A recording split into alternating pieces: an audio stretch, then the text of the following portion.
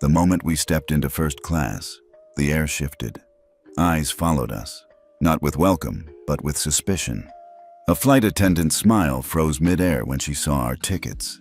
"These must be mistakes," she said, blocking our way. I glanced at my brother, Micah. His jaw tightened, but he stayed quiet. We'd been warned about moments like this. What we didn't know was that this flight would unravel secrets, test loyalties, and force strangers to choose sides. By the time we landed, reputations would shatter, alliances would flip, and the world would know exactly who we were and what we could do. The leather scent of the first-class cabin was intoxicating, a rare luxury Micah and I had earned. Or so we thought. My boarding pass still felt warm in my hand as we stepped over the threshold. Then, the warmth drained from the room. A woman in a crisp navy uniform, her name tag reading Linda Brooks, cut in front of us, her smile tight, her posture blocking the aisle like a locked gate. "Gentlemen, I think there's been a mistake," she said, glancing at our tickets without taking them. Her tone had the kind of politeness that feels like a slap. "No mistake," Micah replied, voice calm but clipped. "Seats 2A and 2B, paid in full." Linda's eyes flicked over us again, slower this time, as if trying to peel back the truth from our skin color alone. "First class is fully booked. Perhaps you'd be more comfortable in the main cabin." Comfortable. The word rolled around in my head, sour and sharp. She wasn't asking. She was telling. Before I could answer, a cough sounded from behind. A man in a tailored gray suit checking his watch theatrically. "Some of us have connections to make," he muttered, loud enough for others to hear. His impatience drew eyes from every corner of the cabin. Whispered comments fluttered through the air like gnats. Micah's jaw tightened. I knew that look. He was seconds away from letting his temper out, and when Micah's temper came out, it rarely went back in quietly. My hand brushed his arm, the silent signal we'd perfected growing up. Not yet. That's when Evan Price appeared. His uniform matched Linda's, but his smile was warm, even sympathetic. "Hey, I'm sure we can sort this out," he said, gesturing for Linda to give us a moment. For an instant, relief flickered in my chest. Finally, someone on our side. But then I noticed it. His left hand sliding into his pocket, phone screen glowing. He typed quickly, his thumb darting across the glass, then angled the device just enough toward Linda for her to glance down. Her lips curved, not in kindness, but in the satisfaction of a plan moving forward. Whatever Evan had sent, it wasn't to help us. The aisle behind us filled as more passengers boarded, their voices rising with curiosity. I caught fragments. "Do they work here? Must be a mix-up." "You'd think they'd check." Each word was a pinprick under my skin. Linda stepped aside just enough for a tall man with silver hair to pass. She didn't stop him to check his ticket. She didn't even look at him twice. Micah inhaled sharply, the kind of breath you take before diving into deep water. I could feel the weight of every eye in the cabin, waiting to see what we'd do next. We walked to our seats anyway. If they wanted a show, they were going to get one, but it would be on our terms. The seat's leather was cool against my palms, but my mind wasn't on comfort. My eyes scanned the cabin, taking in the sideways glances, the deliberate avoidance of eye contact from some, the lingering curiosity from others. I'd seen all of it before, just never with quite this much stage lighting. It reminded me of the morning, hours earlier, when our father leaned against the hood of his black sedan outside our apartment. The city still smelled of rain, streets damp and glistening. He'd been in one of his rare casual moods, wearing a dark sweater instead of a suit, but his eyes carried the same weight they always did. "Whatever happens, let them dig their own graves," he told us, his voice low but firm. "You don't need to fight to win. You just need to last long enough for the truth to show." Micah had laughed, trying to shake off the gravity of the advice. "We're just taking a flight, Dad." Father's lips twitched in a way that wasn't quite a smile. Flights have a way of showing you the sky and the ground in the same hour. Now, sitting in seat 2A, I understood exactly what he meant. The sky above us was the polished veneer of first class. The ground was the undertow of doubt that Linda had planted the second we stepped in. Micah busied himself stowing his bag, but I stayed alert. That's when I caught it. Evan, leaning slightly toward the aisle, phone in hand. He wasn't scrolling. He was framing a shot. Our boarding passes, still sticking out from the seat pocket, perfectly in view. His camera clicked without the faintest shame. I watched him swipe the image open, fingers moving fast to crop and zoom. Then he tapped out a message. Even from across the aisle, I could read enough.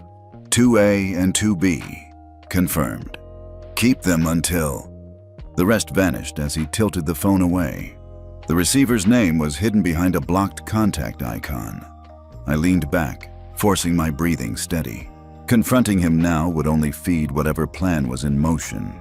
But my skin prickled with the awareness that we weren't just being watched, we were being documented. For what purpose, I couldn't yet guess. Micah glanced at me, sensing something off. I gave a small shake of my head. Not now. Outside the oval window, the jet bridge connected, sealing us into this pressure cooker. I thought again of Father's words. Last long enough for the truth to show. We were going to last. But I had a feeling the truth waiting to be revealed was going to be a lot uglier than either of us had prepared for. Linda reappeared before the seatbelt sign even flickered on. Her smile was stretched so thin it could snap. She crouched slightly, making her voice low enough to suggest confidentiality, but loud enough for nearby passengers to overhear.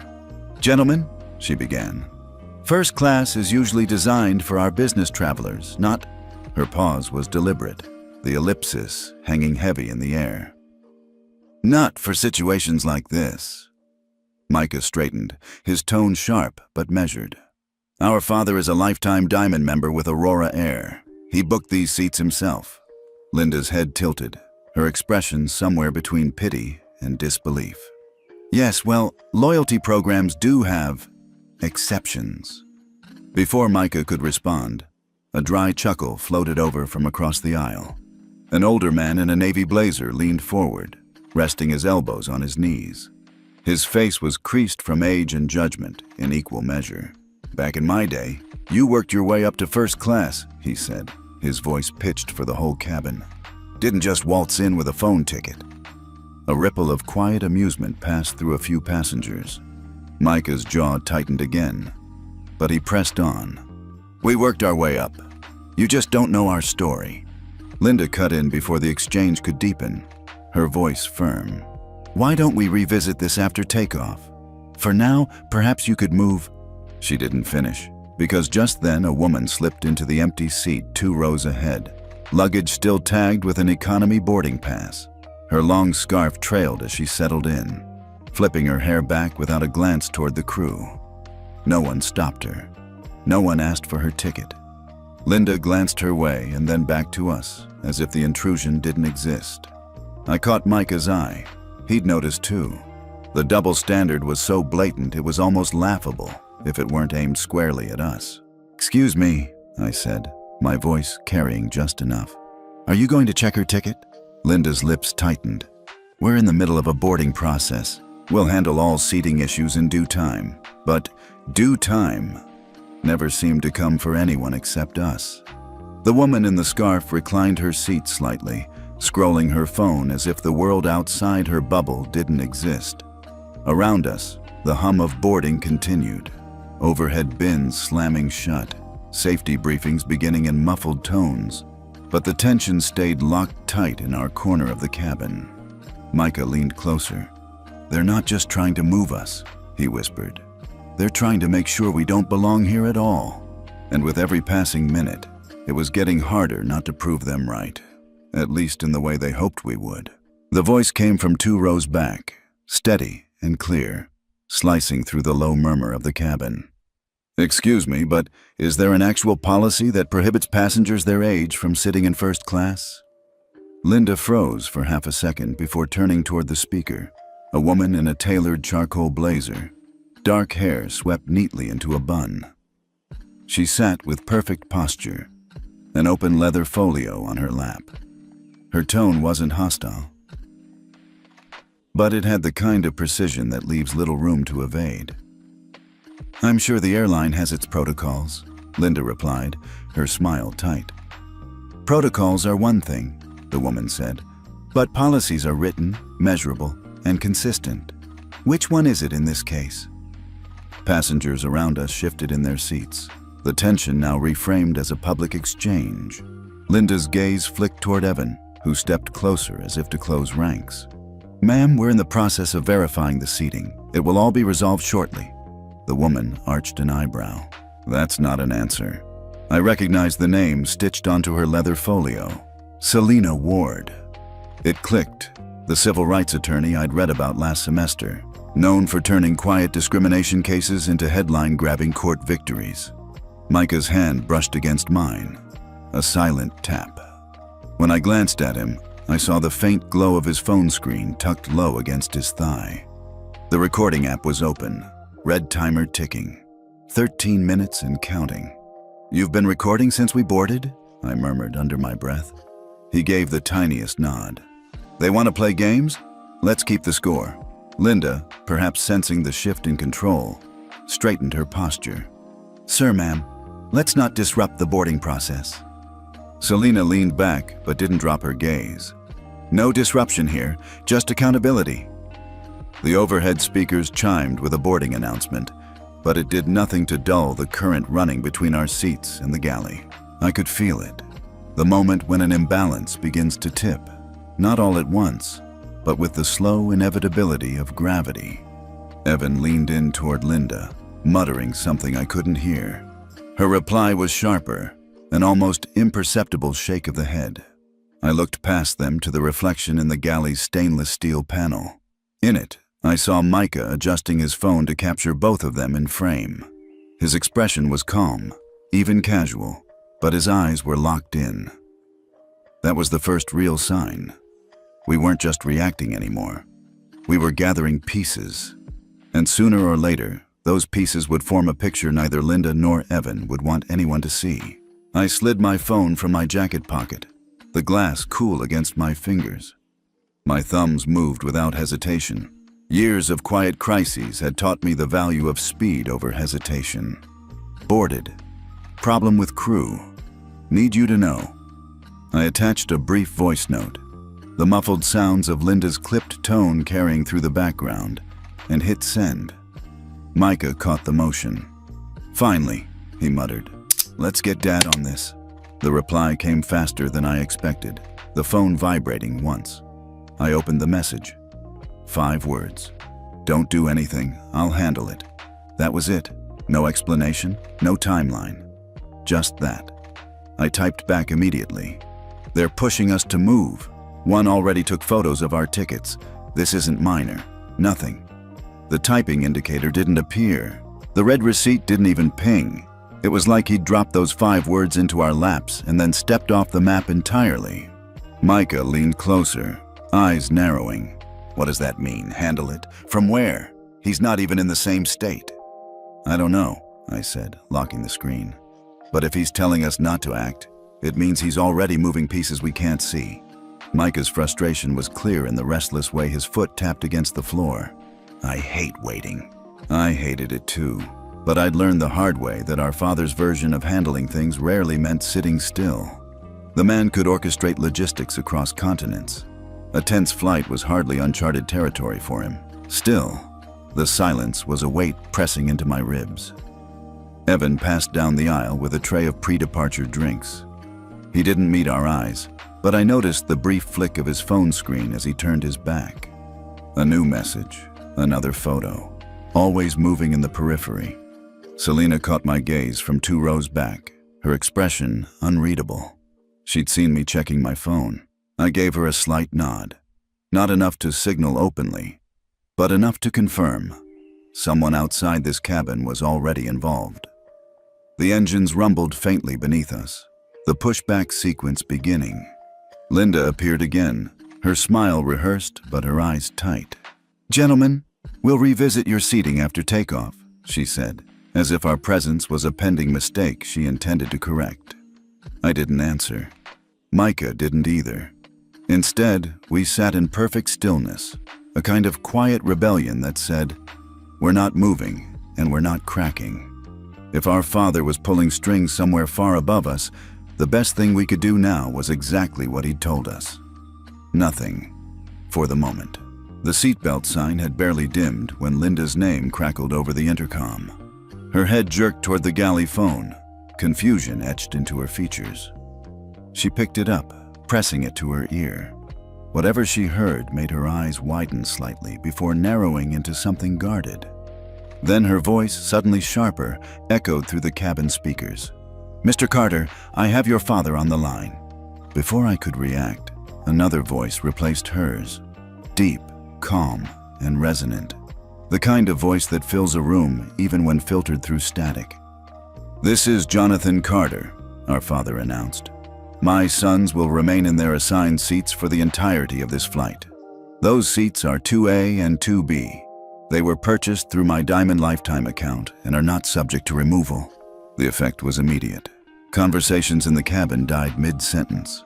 Even the flight attendant in the economy section paused mid-pour, glancing toward first class as though the words had traveled down the aisle like a gust of wind.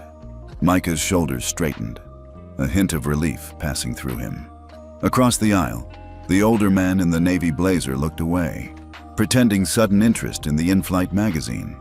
Selena leaned forward, her eyes catching mine with the faintest trace of a smirk. But the moment of satisfaction fractured quickly. As Linda murmured a stiff acknowledgement into the phone, Evan stepped close to her, leaning in with a hand shielding his mouth.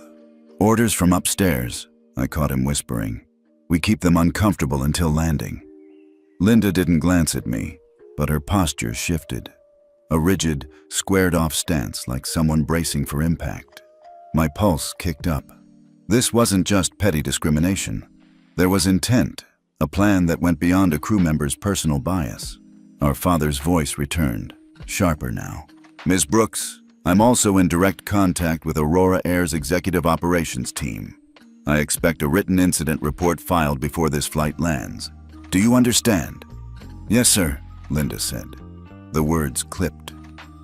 The call ended with a decisive click, but the echo of his authority lingered in the air.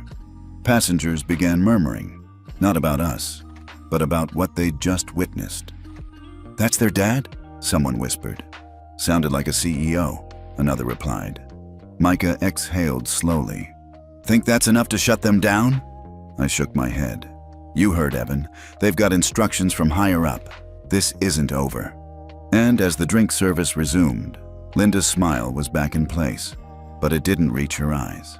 Selena didn't raise her voice, but the clarity of her words carried across the cabin like a bell. "For anyone wondering," she began, turning slightly so both the crew and nearby passengers could hear, "I'm an attorney specializing in civil rights cases, and I've been documenting everything since boarding." The shift in the air was immediate. Heads turned. Even the businessman in the tailored suit who had avoided eye contact earlier now looked up, suddenly attentive. Linda's polite mask slipped for a fraction of a second before snapping back into place. "Ma'am, that's not necessary." "It's absolutely necessary," Selena cut in, calm but unyielding. "Because what I've witnessed is a clear case of disparate treatment. And the fact that it's still happening after a direct call from their father makes it even more concerning." From 2 seats behind her, a man with salt and pepper hair removed his reading glasses. "Dr. Naveen Kapoor," he introduced himself. "I've flown first class on this airline for nearly 2 decades. I've seen children, white children, seated here countless times without anyone questioning them. The difference today is obvious." A ripple of agreement moved through the row behind him. Someone muttered, "Exactly," under their breath. Linda shifted her weight, clearly uncomfortable under the combined scrutiny. Evan stood a step behind her, his eyes darting between faces, calculating. Then the overhead chime sounded, and the captain's voice filled the cabin. "Ladies and gentlemen, this is your captain speaking. I'd like to apologize for the delays during boarding and thank you for your patience. We value every passenger on board." For a brief, electric moment, I thought he was going to name us, address the tension directly. But then he continued, This message is for our economy cabin. We'll be extending complimentary beverages to you for the inconvenience. Thank you again for flying with us." Micah's eyebrows shot up. "Economy?" he whispered. "That's it?" Selena's lips pressed into a thin line. Dr. Kapoor shook his head, his expression darkening. The captain had sidestepped the heart of the issue entirely, throwing a blanket apology in the wrong direction. Linda used the distraction to step back toward the galley, murmuring something to Evan. He nodded once, glancing toward us with an expression that felt less like service and more like surveillance. Around us, passengers in first class began whispering again. The mood split. Some clearly uncomfortable with what they'd seen, others pretending nothing was wrong. Micah leaned toward me, voice low. "They think if they ignore it long enough, it'll go away." I met his gaze. "Then we make sure it doesn't."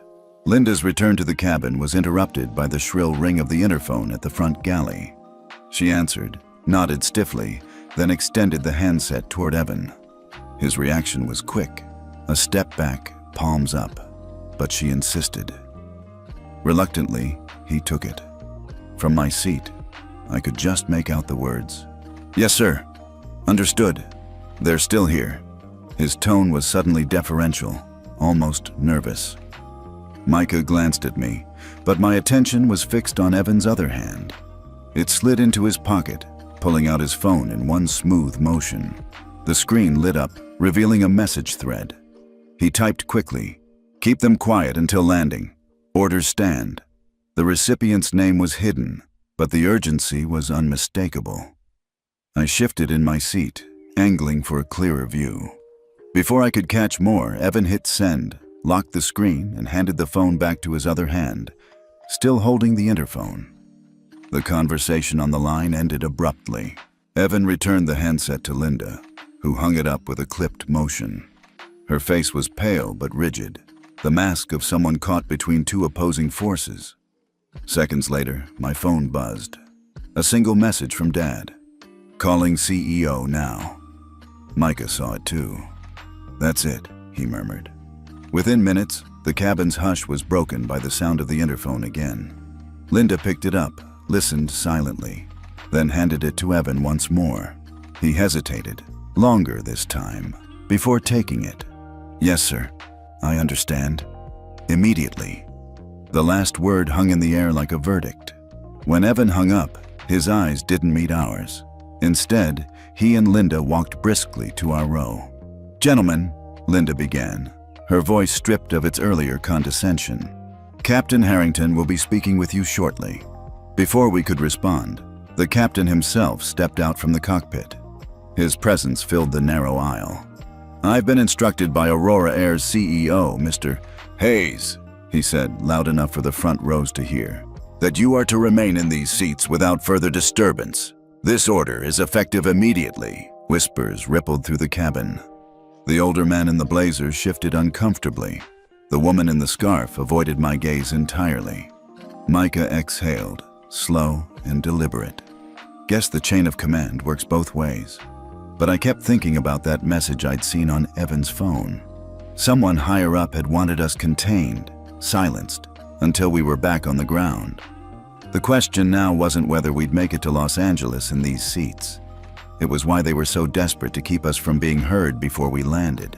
The landing gear thumped against the runway, and the cabin jolted forward with the familiar deceleration. But instead of the usual rustle of passengers gathering their belongings, there was a strange, electric stillness. People were waiting, watching, to see what would happen next. Micah's phone vibrated first.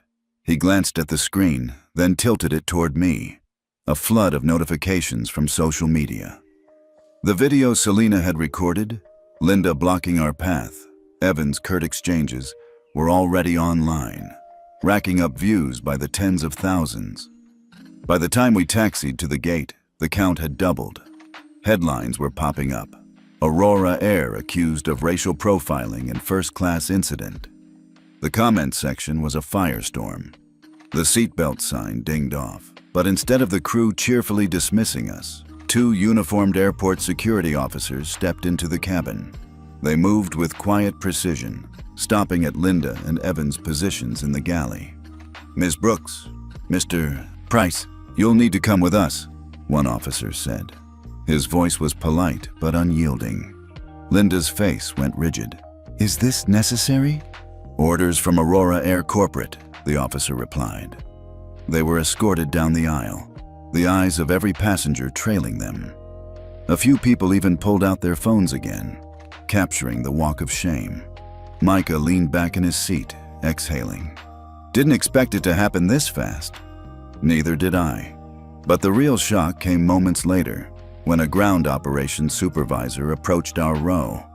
She was a middle-aged woman with sharp eyes and a badge that read M. Ruiz, Station Manager. "I saw those videos before you even landed," she said quietly, glancing over her shoulder to ensure no one else was listening.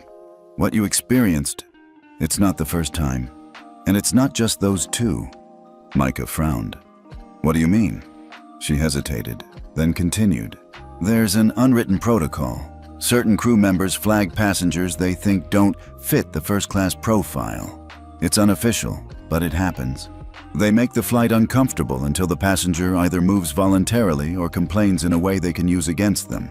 The words hit harder than the landing. It wasn't random prejudice. It was a system. "Why are you telling us this?" I asked. Her eyes met mine, steady. "Because now it's public. And once it's public, it can't be ignored. Just be ready. The higher-ups will want to contain this before it spreads further." She moved on before we could ask more, leaving us with the weight of what she'd said. If this was a pattern, then the battle we just fought on one flight was only the opening move in something much bigger. By the time we reached the terminal, Selena's video had exploded past 1 million views. The comments weren't just angry, they were organized. Hashtags calling for boycotts of Aurora Air were trending across multiple platforms, and screenshots of Linda and Evan's faces were already being shared alongside demands for their firing.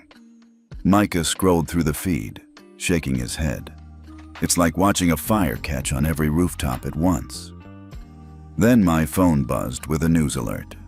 Jonathan Carter, CEO of Carter Global Logistics, announces immediate suspension of all business travel with Aurora Air. The headline was followed by a quote from our father.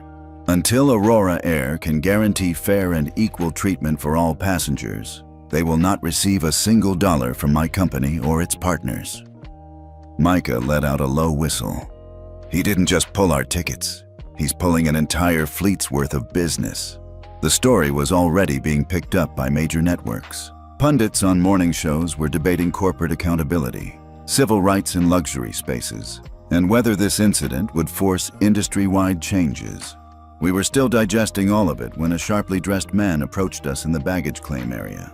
He extended a card before even introducing himself. "Marcus Lang, Senior Brand Director, Skyreach Airlines," he said smoothly. "We've been following what happened. Skyreach has a zero-tolerance policy for discrimination, and we'd like to invite you both to be the faces of our new campaign, First Class for Everyone." Micah blinked. "You want us in commercials?" "Not just commercials," Marcus replied. "Speaking engagements, social media features, real involvement in shaping the policy we advertise. We're not asking you to endorse us blindly. We're offering you a seat at the table to make sure what happened to you doesn't happen to anyone else." It was tempting, but the timing was surreal. Just hours ago, we'd been treated like we didn't belong. Now we were being courted as the poster boys for belonging everywhere. I glanced at Micah. "We'll think about it," I said carefully, slipping the card into my pocket. Marcus nodded. "Of course. Just know the offer stands, and it's not contingent on the public outrage dying down. If anything, we hope it doesn't." As he walked away, Micah exhaled. From humiliation to a PR pitch in under a day. That's something. I wasn't sure yet if it was an opportunity or another trap. But one thing was certain. The eyes of the public weren't just on Aurora Air anymore. They were on us, and they were expecting our next move. The meeting was held in a private conference room at a downtown hotel, the kind of place where the carpet swallows footsteps and every wall is soundproof. Richard Hayes, CEO of Aurora Air, was already standing when we entered. tall, composed, with the weary look of someone who had spent the past 48 hours in crisis mode. "Mr. Carter, Malik, Micah," he greeted, shaking each of our hands in turn. "I appreciate you taking this meeting so quickly." Our father's tone was cool but civil. "You left us little choice. The damage is public, and the responsibility is yours." Hayes nodded once, accepting the rebuke without protest. "That's why we're not here to debate what happened. We're here to fix it." He slid a folder across the table. Inside were bullet points in clean corporate language. Overhaul of crew training, mandatory anti-bias education for all employees, creation of a passenger advisory council with diverse membership, and a written commitment to transparency in complaint resolution. "And," Hayes added, "we'd like both of you to be directly involved in our new training program.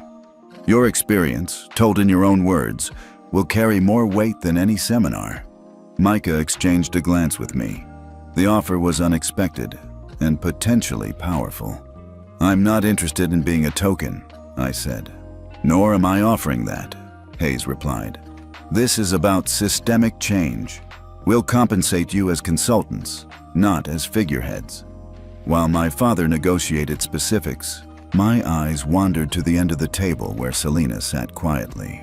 She wasn't part of the airline. She was here at our invitation as a witness and informal advisor. She was taking notes on a slim laptop, her face calm, but her fingers moving with deliberate speed. When she shifted the screen slightly, I caught a glimpse.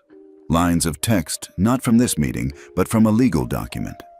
The header read, "United States District Court, Class Action Complaint." Beneath it, Aurora Air's name was listed as the primary defendant. Selena noticed my glance, but didn't pause. She gave the faintest shake of her head, as if to say, "Not here, not yet." Hayes continued outlining the reform plan, unaware of the separate battle already in motion. My father agreed to a provisional partnership, contingent on visible progress within 6 months. When we stood to leave, Hayes extended his hand again. "This isn't just about avoiding another scandal," he said. "It's about making sure we deserve the trust of every passenger." I shook his hand, but my mind was on Selena's screen. The airline thought this meeting was the start of the solution. They didn't know another front had already been opened, and this one wouldn't be negotiated in a hotel conference room. 1 year later, the winter air in Chicago carried the crisp scent of fresh snow as we stood before a sleek glass building emblazoned with silver letters, "Carter Center for Inclusive Excellence." Cameras flashed from every angle, journalists calling our names, but the moment felt bigger than any headline. Inside, a crowd of employees, advocates, and community leaders filled the atrium. My father took the podium first, his voice carrying with the authority we'd always known. "This center is not a monument to a single incident," he said. "It's a commitment to change, to accountability, to the belief that every person belongs where their ticket, their skill, or their dream takes them." When it was my turn, I spoke about the day on Flight 227, about how humiliation had been turned into a blueprint for reform. Micah followed, his voice steady as he thanked those who had stood with us, from Selena to Dr. Kapoor, and the countless strangers who refused to stay silent. Then, as the applause swelled, a movement near the back caught my eye. A man stepped forward from the crowd, his posture uncertain but his expression resolute. It took a moment for recognition to set in. Evan Price. The last time I'd seen him, he was being escorted off a plane under the eyes of 100 passengers. Now, in a simple gray suit, he walked toward the stage. A murmur swept the room. He stopped at the foot of the podium and asked for the microphone. My father glanced at me, then handed it over. "I was part of the problem," Evan began, his voice steady but thick with something heavier than nerves. "I followed orders I knew were wrong. But after that day, I was interviewed by the internal investigation team. I told them everything, names, patterns, the unofficial rules we followed to decide who belonged in first class and who didn't." A ripple of surprise moved through the audience. "That testimony," Evan continued, "helped remove 3 senior managers who designed and enforced those rules. I'm not here to ask for forgiveness. I'm here to say I was wrong, and I'm committed to making sure no one else has to go through what you did." He stepped back, leaving the room in a silence that felt like a collective exhale. Micah leaned toward me. "Didn't see that coming." "Neither did I admitted. The ceremony closed with the unveiling of a plaque, not just with our family's name, but with a mission statement engraved beneath. Dignity is not optional. As we left the stage, I felt the arc of the past years settle into place. Not as a neat ending, but as a bridge. The fight wasn't over, but for the first time since that flight, it felt like we'd landed somewhere worth staying.